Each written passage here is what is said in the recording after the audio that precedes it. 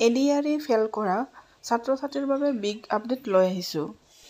আপুনি যদি গ্ৰেড 3 আৰু গ্ৰেড 4 পৰীক্ষা দিছিল, আপোনাৰ ৰিজাল্ট ইতিমধ্যে বেয়া ওলাইছে, তেনেহ'লে আপোনাৰ চিন্তা কৰাৰ কোনো প্ৰয়োজন নাই, কাৰণ চৰকাৰে আপোনালোকক দিব ছেকেণ্ড অপশ্যন। এই ছেকেণ্ড অপশ্যন কেতিয়া আপোনালোকে লাভ কৰিব আৰু কেনেধৰণে হ'ব, এই সকলোবোৰ মুখ্যমন্ত্ৰী ডাঙৰীয়াই ঘোষণা কৰিছে। আপোনালোকে যদি এই ঘোষণাৰ বিষয়ে যদি জানিব বিচাৰিছে, আপোনালোকে ভিডিঅ'টো শেষলৈকে চাই যাওক। তাৰ আগতে আপোনালোক সকলোকে এটা সৰু ৰিকুৱেষ্ট, আপোনালোকে যদি মোৰ চেনেলত প্ৰথমবাৰ আহিছে, মোৰ চেনেলটো ছাবস্ক্ৰাইব কৰি কাষত থকা বেল আইকনটো বজাই লওক, এনেধৰণৰ নতুন নতুন ভিডিঅ'বোৰ পাই থাকিবৰ বাবে। আৰু ভিডিঅ'টো ভাল লাগিলে এটা লাইক আৰু শ্বেয়াৰ কৰিব নাপাহৰিব।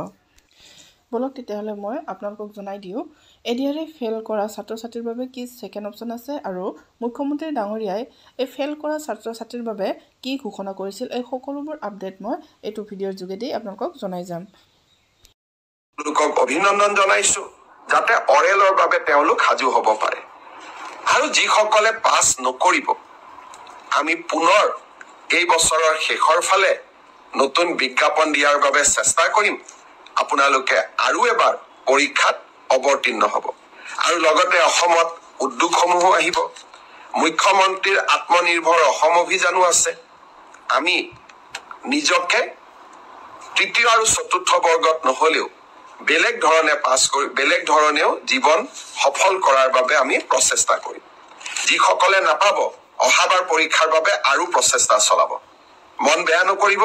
আৰু সকলোৱে যিসকলে পাব, তেওঁলোকৰ কৃতিত্বক লৈ আমি সকলোৱে গৌৰৱ কৰিম।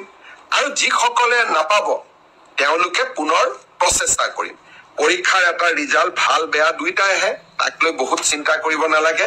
উই should take life as challenge. জীৱন প্ৰত্যাহ্বানেৰে পৰিপূৰ্ণ। গতিকে পোৱা আৰু নোপোৱা দুইটাই জীৱনৰ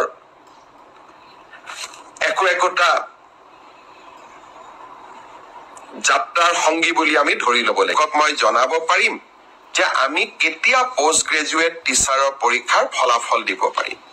সেই ধৰণে LP, ME পৰীক্ষাৰ ফলাফলৰ বিষয়েও আজি যেনেকে অসম আৰক্ষীৰ বিষয়ে মই একেলগে জনাইছো, 11 মাৰ্চৰ পিছত মই শিক্ষা বিভাগৰ গোটেই কেইটা নিযুক্তিৰ সম্পৰ্কত আপোনালোকক এনেকৈ আগতীয়াকৈ জনাবৰ বাবে মই প্ৰচেষ্টা কৰিম। তাৰ বাবে আপোনালোকে মোৰ পৰৱৰ্তী অৰ্থাৎ 11 মাৰ্চৰ পিছত